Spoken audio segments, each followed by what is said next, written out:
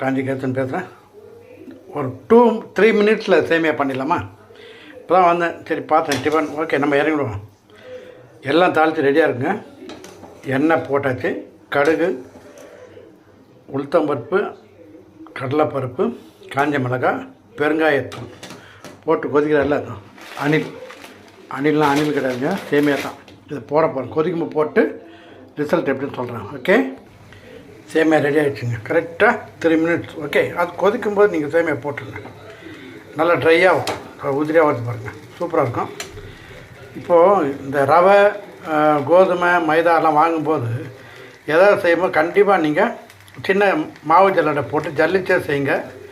ஏன்னா expiry date இருந்தும் 2 மாதம் போகும் 3 மாதம் போகும் இருந்தாலும் அது உள்ளே ஏதோ சம்திங் இருக்குது, ஏதோ கொஞ்சம் நூலாக வர மாதிரிலாம் இருக்குது. ஆனால் நீங்கள் ஜல்லடை போட்டே செஞ்சுட்டு செய்யுங்க. ஓகே, பாய்.